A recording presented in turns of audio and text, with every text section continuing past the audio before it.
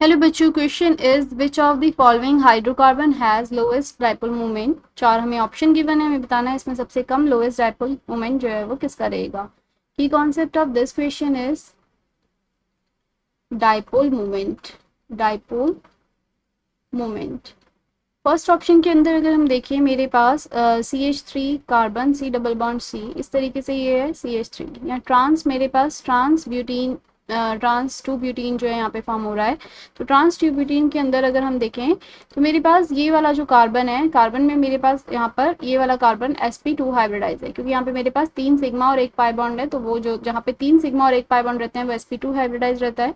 और जो ये वाला कार्बन है यहाँ पे चारों सिग्मा बॉन्ड है, तो ये कैसा है sp3 हाइब्रिडाइज।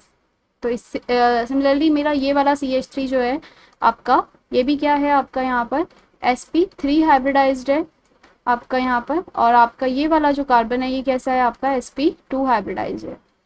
तो यहाँ पर जो डाइपोल मोमेंट रहता है वो मेरा डाइपोल का जो मोमेंट रहेगा वो आपका मोर इलेक्ट्रोनेगेटिव की तरफ रहता है। sp2 के अंदर अगर हम देखें, मेरे पास s करेक्टर जो s परसेंटेज करेक्टर है वो ज़्यादा रहता है। s परसेंटेज करेक्टर हम कैसे निकालते हैं, मेरे पास sp2 के अंदर 3 ऑर्बिटल प्रेजेंट हैं, तो s का कितना है 1 और टोटल ऑर्बिटल है 3, तो मल्टीप्लाई बाय 100 हम करेंगे तो मेरे पास 33.33% आपका s करेक्टर आ जाता है sp2 के अंदर। सिमिलरली sp3 के अंदर अगर आप कैलकुलेट करेंगे तो आपका 25% s करेक्टर आता है।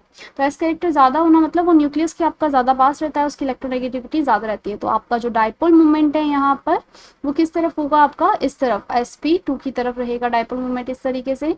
और यहाँ पर भी इस तरीके से आपका डाइपोल मोमेंट sp इसके तरफ रहेगा sp2 की तरफ।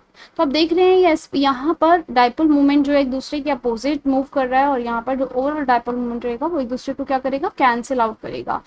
इस तरीके से हम बी वाले ऑप्शन में भी देखें तो मेरे पास CH3 है, कार्बन है, और ये CH3 और ये ये मॉलिक्यूल आपका सिमेट्रिकल यहाँ पर बन रहा है। और ये कार्बन जो है यहाँ पे 2 सिग्मा और आपके 2 पाए हैं, तो ये जो कार्बन है ये sp और sp यानी कि sp हाइब्रिडाइज्ड है, और ये यहाँ पर sp3 हाइब्रिडाइज्ड है, ये वाले दोनों कार्बन। तो डाइपोल मोमेंट आपका इस तरीके से रहेगा। और ये दोनों ये मॉलिक्यूल आपका सिमेट्रिकल भी है और एक दूसरे के अपोजिट, ये लीनियरली एक दूसरे को क्या कर रहे हैं, कैंसिल आउट कर रहे हैं। यहाँ पर ये जो मॉलिक्यूल था ये कैसा था आपका, ट्रायंगुलर प्लानर जो शेप थी, और फिर ये एक दूसरे को क्या कर रहे थे, कैंसिल आउट।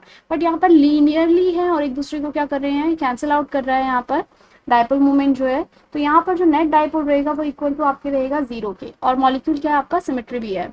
सी ऑप्शन के अंदर देखिए मेरे पास यहाँ पर भी मेरे पास जो कार्बन है वो आपका क्या है, ऐसे लीनियरली तो बन रहा है, लेकिन यहाँ पे मेरे पास जो सिमेट्री प्रेजेंट नहीं है। तो एग्जैक्टली जितना यहाँ से आपका ये कैंसिल आउट करेगा उतना यहाँ से, मतलब डाइपोल जितना इधर से इतना रहेगा उतना ही इधर से नहीं रहेगा।